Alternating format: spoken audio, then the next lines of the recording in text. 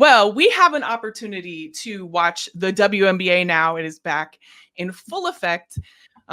So excited. I was missing it. I'm not going to lie. I mean, I know we had Olympic basketball and that was very exciting, but Mhm. I was definitely missing the WNBA. And actually, coming out of this break and going into this last month of the regular season, which Yeah. team do you think looked the best coming out of the break? I think I know what you're going to say. Well, I mean, you always know who I'm gonna go with, and that's my New York Liberty. I mean, come on now. Like, let's act like we've been here before, Alicia. Um, but the impressive thing about this is I'll say about my Liberty, they killed it in that first half of the season prior to the hiatus. And going into the hiatus, they were the leading team. They had the biggest win streak. So I know people are on the side of, breaks are great for the body and things like that, but I'm also on the side that sometimes too much of a break can kill your momentum, and especially when you're talking about Stewie and Sabrina, who are killing it in the Olympics. Team USA secured the gold. That's a lot of strain on your body between going from playing a first half of the season, going into the All-Star weekend, then from the All-Star weekend, going into exhibition games, from exhibition games, going into the actual Olympic Games, having maybe 2 or 3 days off, not including you got to fly back from Europe, that jet lag on your body. Now your body's back on your original time clock. It's not the break that some of their peers had who could have taken a vacation or just chilled at home with the family. It's a different type of break. It's a non-existent break, if you will. So Yeah. the fact that they came back from that, still had the same tenacity in their game, still had the same momentum in their game. The team did not lose a step when it came to their chemistry as a unit. The way that they were flowing offensively and defensively is just so impressive, because I don't think anybody would have blamed them if they looked a little like discombobulated out there with just the whirlwind of what the past few weeks have been for them. But the fact that that was not the case for me, just so impressive. They look so amazing as a team, as individuals.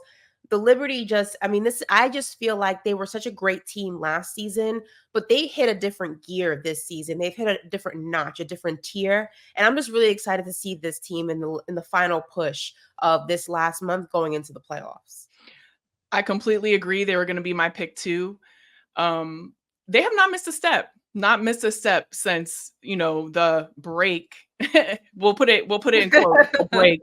Yeah. They have not missed a step. Like you said, their chemistry is on point. I would like to point out some other teams too, since we're both Yeah. in agreement there and you've covered all the points amazingly well. There's nothing more that I could add, but the Lynx are Oh my definitely coming in God. strong. So So good. good. They have Nafisa back, which is huge. I mean, you saw how instrumental she was in the Olympic run, and she's just obviously an amazing player on all fronts. Her impact is going to be huge for the Lynx, but also just the way that they're playing, their team chemistry is amazing. Definitely a team that I would keep my eye out on, if not watch consistently, because the Lynx are just that good. And then people are going to be like, Alicia, this team is not really, they're not in Uh-oh. contention right now specifically, but I think the Fever is definitely a team that you should be watching. Number one, they did have a break of sorts, had a mini training camp per se during the Olympic run, which I think Yeah. really helped them overall. And then when you look at a player like Caitlin, for example, who did not have a break at all coming from college, she definitely got the respite that she needed. She even talked about that, and we're going to talk about that a little bit later on Mhm. in the segment when we talk about specific players to watch. But literally, that team wants to make the playoffs. Their chemistry is they're really gelling. They're coming Mhm. into their own as a team, and a team that you definitely should watch.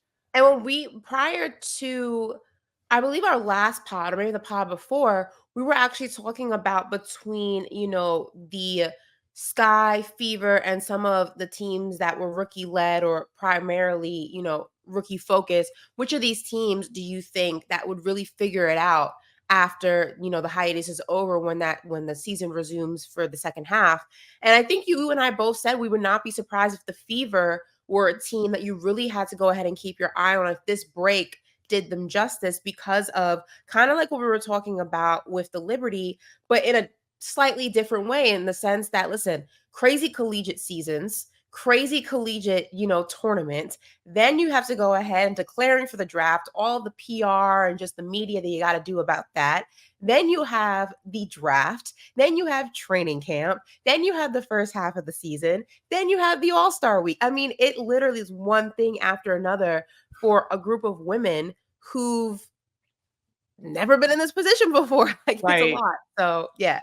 It's definitely a lot. And, that this break, I think the Olympic break, and I said this before in another pod, has helped them in ways that they will not even imagine going forward Sure.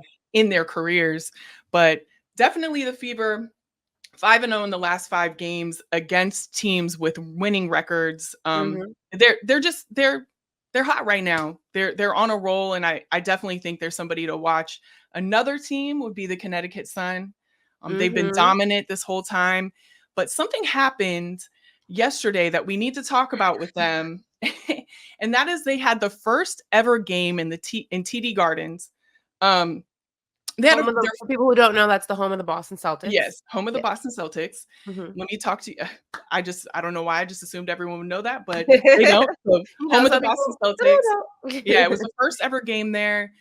It was sold out, completely sold Mhm. out. And Dejanay Carrington had some comments where she did not feel like they adequately advertised or pushed this game. And I'm going to read this so that everyone knows what she said. I'm going to keep it real all the time. I feel like Connecticut as a franchise is historically disrespected. So Ooh. sometimes if you want something, you got to go out there and do it yourself. And we'll speak on that in a moment. So that's why I did it for us. I think there could have been a lot more publicity or promo from the top. Connecticut had announced that we were having this game probably almost a year ago. There was ample time to do what needed to get done. And then she also went on to say that the game should have been on a national television broadcast. You shouldn't have to pay for any type of subscription to see a game that is this historic, in my opinion. And when she's speaking of what she did herself, or she did what she had to do, she tweeted about this. She basically did a tweet to let everybody know that this game was happening. She Mhm. felt like people needed to know, and as she said so eloquently here, she didn't feel like it was pushed enough. So when you hear this, Ashley, what are your thoughts?